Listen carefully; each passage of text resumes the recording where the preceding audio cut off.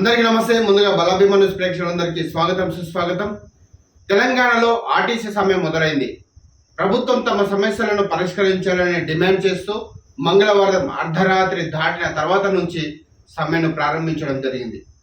దీంతో బుధవారం తెల్లవారుజామున నుంచి ఆర్టీసీ బస్సులు రోడ్లు ఎక్కలేదు, కేవలం డిపోలకే పరిమితమై కావడం జరిగింది. దీని ప్రభావం ప్రయాణికులపై తీవ్రంగా పడుతూ ఉంది. అసలే వేసవి కాలం, ఆపై ప్రజా రవాణాలో కీలకమైన బస్సులు లేకపోవడంతో గమ్యస్థానాలు చేరుకోవడానికి ప్రయాణికులు తీవ్రంగా ఇబ్బందులు పడుతున్నారని చెప్పవచ్చు. అసలు ఇంతకు ఆర్టీసీ కార్మికులు సమ్మెకు దిగడానికి కారణాలు ఏమిటి? తెలంగాణ ఏర్పాటయ్యాక వారు ఎన్నిసార్లు సమ్మె చేపట్టారో తెలుసుకుందామా? మరి సమ్మె చేయడానికి గల కారణాలు ఏంటి? ముందుగా ఆర్టీసీ ఉద్యోగులు సమ్మె చేయడానికి చాలా కారణాలే ఉన్నాయని చెప్పవచ్చు. మనం ఆర్టీసీ జేఏసీ 32 డిమాండ్లను తెలంగాణ ప్రభుత్వం ముందు ఉంచడం జరిగింది. ఆర్టీసీని ప్రభుత్వంలో విలీనం చేయాలి, వేతన సవరణ చేపట్టాలి, పెండింగ్ సమస్యలను పరిష్కరించాలనేవి ప్రధానమైన డిమాండ్లు.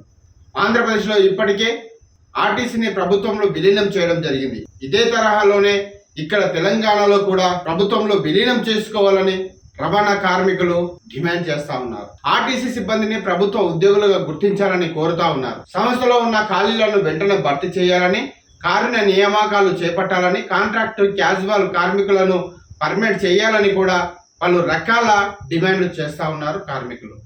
మరి ఉద్యోగుల జీతాల నుంచి కట్ చేసిన పిఎఫ్ సొసైటీ నిధులను ప్రభుత్వం తిరిగి ఆర్టీసీకి చెల్లించాలని, పదవి విరమణ బెనిఫిట్స్ ను సకాలంలో అందజేయాలని ఆర్టీసీ ఉద్యోగులు డిమాండ్ చేస్తా ఉన్నారు. ఆర్టీసీ మనుగడకు కీలకమైన డ్రైవర్లు, కండక్టర్లపై ఒత్తిడి తగ్గించేలా డ్యూటీలు వేయాలని, 8 గంటల పని దినం అమలు చేయాలని డిమాండ్ చేస్తా ఉన్నారు. మరి మహిళా ఉద్యోగులకు ప్రత్యేక సౌకర్యాలు కల్పించడంతో పాటు పని వేళలో వెలుసుబాటు కల్పించాలని కోరుతా ఉన్నారు.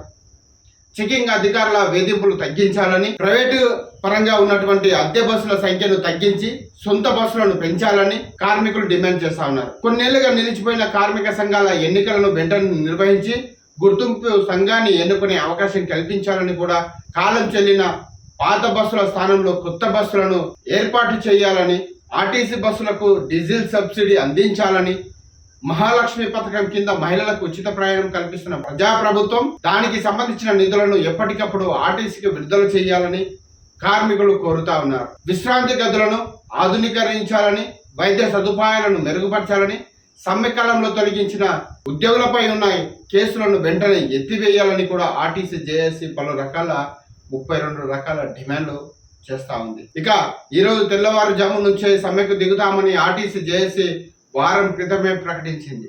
అయినా సరే ప్రభుత్వం వెంటనే చర్చలకు సిద్ధం కాలేదని, హడావుడిగా మంగళవారం సాయంత్రం 4 ఉన్నతాధికారులతో కమిటీని ఏర్పాటు చేసి వారిని చర్చలకు ఆదేశించిందని కార్మికులు చెబుతున్నారు.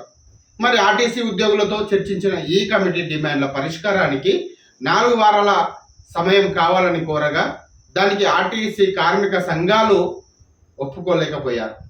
దీంతో బుధవారం నుంచి తెలంగాణలో ఆర్టీసీ సమ్మె మొదలైంది. ప్రభుత్వం నుంచి స్పష్టమైన హామీ రాకపోవడంతోనే తాము సమ్మెకు వెళ్లాల్సి వచ్చిందని కార్మికులు చెబుతున్నారు. మావి గొంతెమ్మ కోరికలు ఏం లేదు, తెలంగాణ ప్రజాప్రభుత్వం ఇచ్చిన హామీలే మేము అడుగుతున్నామని కార్మికులు బహిర్గంగా చెబుతా ఉన్నారు. ప్రభుత్వం మాత్రం 2 డిమాండ్లు మినహా మిగతా వాటి విషయంలో సానుకూలంగా ఉన్నామని చెబుతా ఉంది.